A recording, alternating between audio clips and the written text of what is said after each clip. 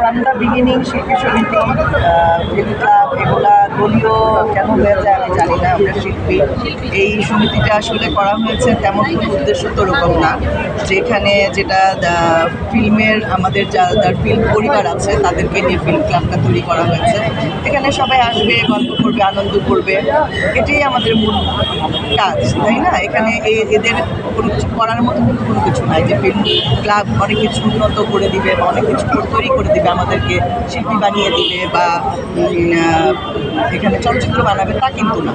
এখানে ফিল্ম ক্লাবটা করা হচ্ছে ফিল্মের যারা আছে, পুরনো নতুন শিল্পী যারা আছেন তারা এখানকার মেম্বার, তো তার এখানে আসবে, তার সবার সাথে সবার একটা মিলন মেলা তৈরি হবে, এবছর একটা পিকনিক হবে, একটা ইফতারের প্রোগ্রাম হবে, একটা কালচারাল প্রোগ্রাম হবে, এই জাতীয় কিছু একটা হবে আমাদের।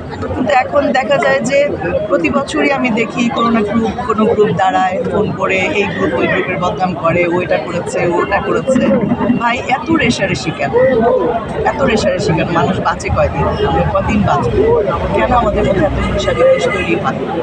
আমি মনে করি যে যারাই পাশ করুক সংগঠনটার জন্য, এখানে তো শুধু করার কিছু নাই, এটাকে সুন্দর করে অর্গানাইজ করা, যখন পিকনিক হবে যারা থাকবে তারা যখন পিকনিকটাকে সুন্দর করে অর্গানাইজ করতে পারে, ইফতারটা সুন্দর করে অর্গানাইজ করতে পারে, একটা কালচারাল প্রোগ্রাম হলো অর্গানাইজ করতে পারে, সেইটুকুই আমাদের দরকার। এটা নিয়ে কেন এত রেষারেষি, এত আমি আসলে আমরা মানুষ, নায়িকাও মানুষ, নায়কও মানুষ, যে ভিলেন করে সেও মানুষ।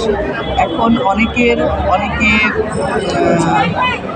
চলচ্চিত্র করে গেছে, অনেক পরিচিতি নিয়ে বেঁচে আছে, অনেকে এমন কিছু কাজ করে গেছে যাদের পরিচিতিটা ওইভাবে হয়নি, বা সুস্থ ছবি, সুস্থ ধারার ছবি যেটাকে বলবো আমি, শাবনূর, মৌসুমী, পপি, পূর্ণিমা, আমরা যেই টাইপের, দ্বিতীয়াপা, চম্পাপা, আমরা যেই টাইপের ছবি করেছিলাম, আমরা তো দ্বিতীয়াপা চম্পাপাকে পেয়েছি, আমরা যেই টাইপের ছবি আমরা করেছি, আমাদের পরবর্তী প্রজন্ম যারা এসছে তারা অশ্লীলতাটাকে এমনভাবে ছড়িয়ে দিয়ে গেছে ইন্ডাস্ট্রিতে, শুধু ইন্ডাস্ট্রি না, সারা বাংলাদেশের যত পৃথিবীর যেখানে যত বাংলাদেশি ভাই বোনের আছে সবার মাঝে এই বীজটা বুনে দিয়ে গেছে।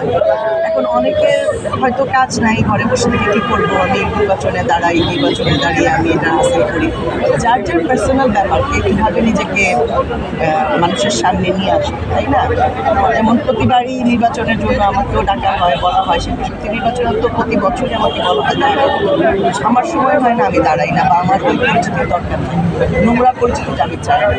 আমি শিল্পী, আলহামদুলিল্লাহ, জনগণের পরিচয়ে বা জনগণ আমাকে ভালোবাসা দিয়েছে, দর্শকের ভালোবাসায় আমি আজকে যতটুকু ছিলাম, আমার মনে হয় আমি এখনও ততটুকুই আছি। আমার এতটুকু পরিমাণ আমার দর্শকের ভালোবাসা কমে। আমি আলহামদুলিল্লাহ যেখানে যাই মানুষ আমাকে সম্মান করে, শ্রদ্ধা করে, ভালোবাসে, বড়রা আমাকে আদর করে, এই সম্মানটুকু নিয়ে মরার আগ পর্যন্ত মৃত পর্যন্ত।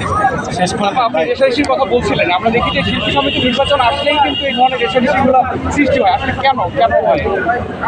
এটা কেমন হয় আপনারা যা দেখেন আমিও তাই দেখি। রেষারেষি তো হচ্ছেই, তাই না? এখন আমরা মানুষরা এত অ্যাগ্রেসিভ হয়ে যাচ্ছি, এত হিংসাত্মক হয়ে যাচ্ছি, আমরা হিংসা পরায়ণ আমাদের মধ্যে হয়ে যাচ্ছে। আমি জানি না যে এই এক একটা চেয়ারের মধ্যে কী আছে যেটা নিয়ে এত মানুষকে হিংসাত্মক করতে পারে, আমার আসলে জানা নেই। আপনারা যা দেখছেন আমি কিন্তু তাই দেখছি, আমি এর চেয়ে বেশি এক্সট্রা কিছু দেখছি না, বা আমার সাথে এটা নিয়ে কোনো আলোচনা হচ্ছে না। আমি গ্রুপ থেকে যা দেখি বা 2-4 জনের সাথে কথা